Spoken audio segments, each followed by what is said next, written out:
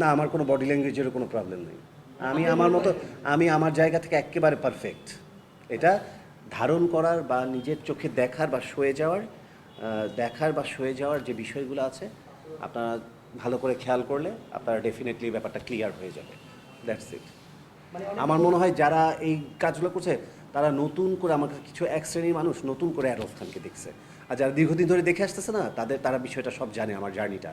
আর যারা নতুন করে হঠাৎ করে অনেকগুলো মানুষ নতুন করে আরব খানকে চিনছে, তো তাদের কাছে হঠাৎ করে এই লুক, এই মেকআপ, এই গেট আপ, এই জুয়েলারি, এটা একটা মানে ভাবছে যে আল্লাহ এটা কী দেখলাম, ব্যাপারটা হচ্ছে এরকম। কিন্তু এটা বাইরের দেশে খুবই স্বাভাবিক, খুবই নর্মাল।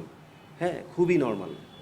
আমাদের বাইরের দেশে এলভিস প্রিসলি মেকআপ করতে পারে, মাইকেল জ্যাকসন মেকআপ করতে পারে, দেশের বাইরে কারণ জোহার মেকআপ করতে পারে, শুধু অ্যাডলফ খান মেকআপ করলেই সবার মধ্যে একেবারে হুলুস্থুল পড়ে যায়। Not like that. হ্যাঁ, আপনার বাংলাদেশ মিডিয়া, আমি অনেক দীর্ঘদিন ধরে কোরিওগ্রাফি করছি, ডিজাইনিং করছি এবং যে গ্রুমিং করছি। আমার হাত দিয়ে অনেক অসংখ্য স্টুডেন্ট বেরিয়েছে যারা এখন স্ব নামে ইন্ডাস্ট্রিতে কাজ করছে, এবং আমার হাত দিয়ে অনেক ব্র্যান্ডের শ্যুট, সিনেমার, নাটকের, নানান রকম নানানভাবে কাজ। আমি অনেক শিল্পীর, অনেক বড় বড় দেশের সমস্ত বড় বড় তারকার সাথে কাজ করেছি, এবং 80% তারকার সাথেই কাজ করেছি। এবং আমার ডিজাইনের তো বিশাল একটা জার্নি। তো সব কিছু মিলিয়ে আমার আসলে অবদান, আমার চেয়ে আমার মনে হয় আমার ভক্তরা খুব ভালো করে জানে। আল্লাহ সৃষ্টির সেরা জীব, তো ডেফিনেটলি। হ্যাঁ, যে টাইটেলটা দেওয়া হয়েছে, ওই টাইটেলটা আমাকে দেওয়া হয়নি আসলে। হ্যাঁ।